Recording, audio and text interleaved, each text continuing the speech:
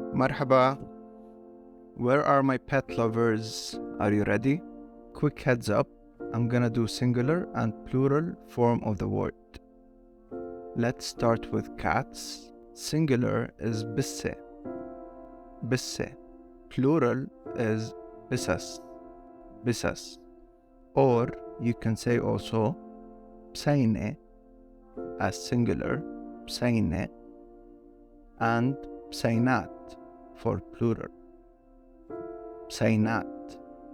Both are the exact same in terms of meaning, but please pick the one you feel more comfortable pronouncing. Let's also try dog. In Arabic, KALB. KALB.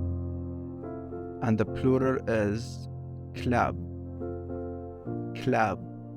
Example: I love dogs more than cats. أنا بحب الكلاب أكتر من البسس.